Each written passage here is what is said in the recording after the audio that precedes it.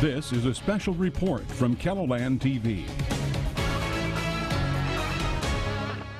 Good afternoon. Pending a decision from the U.S. Supreme Court, we are just a half hour from South Dakota's first execution in more than 6 years. Convicted killer Rodney Berget is expected to enter the death chamber soon. Today's execution comes 7 years after Berget and 2 other inmates attempted to escape from the state penitentiary and murdered correctional officer Ron R.J. Johnson. Since this was such a high-profile crime, we have a team of reporters covering today's execution. We start with KELOLAND's Brady Mallory. He joins us live on the campus of the penitentiary. Brady?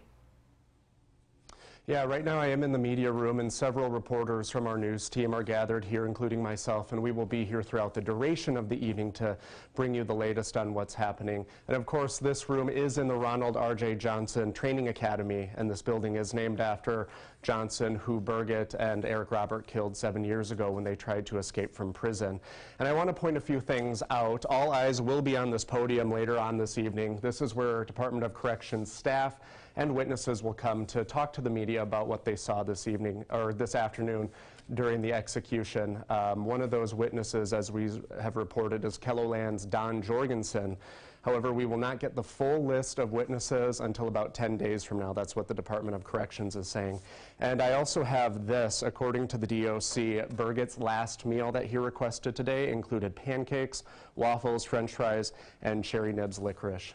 So we will send it back to you in the studio. Reporting live, Brady Mallory, KELOLAND News. Thanks, Brady. Well, in South Dakota, executions are rare and they are also controversial. That's right. We're going to head out to Casey Wannenberg, who is standing outside of the penitentiary right now. Casey? Yes, Sammy and Angela, I'm just northeast of the Jamison Annex here at the South Dakota State Penitentiary. Behind me, there are a couple dozen people who have gathered. They're protesting the planned execution of Rodney Berget. I've talked to several of these protesters out here. Most of them cite their religious beliefs, that they're opposed to the death penalty. Some of them have been out here for several hours now. I talked to a woman who drove up from Madison. This is the first time, she says, that she's protested anything in her life, including other executions, but she felt that she needed to come out here to protest this execution of Berget. Now, for the past hour, many of them have been praying. They've been saying the rosary and singing hymns. As you can see, there's even been some tears shed behind me and a lot of hugging as well. Meanwhile, the Catholic bishops in Sioux Falls and Rapid City have released a joint statement saying that they're against this death penalty. You can find that on our website, KELOLAND.com. I'll continue to follow this group of protesters throughout the day. Reporting live at the South Dakota State Penitentiary, Casey Wannenberg, KELOLAND News. And again, we are waiting on a decision from the U.S. Supreme Court whether or not they will grant a stay in this execution.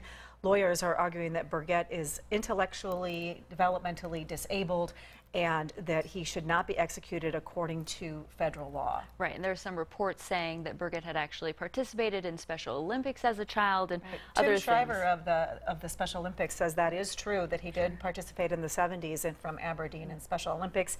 He was in a special education class, and it's been earlier reported his IQ was either 70 or 80. Oh, wow. Okay. So we have more people out at the penitentiary waiting to see what happens, whether or not he will be executed today, if he will be granted that stay. Let's go to KELOLAND's Perry Groten. Well, good afternoon. We're here on the east side of the South Dakota State Penitentiary near the entrance to the Jamison Annex, and we're standing by the building named after Ronald R.J. Johnson, the training center here. That's where several of the family friends of the Johnsons have gathered to show their support for the family as they await the execution of Rodney Berget. Now, they came here about a half hour ago. There are about 10 of them here right now. Some of them have banners, one with them with a picture of Ron R.J. Johnson, calling him our hero.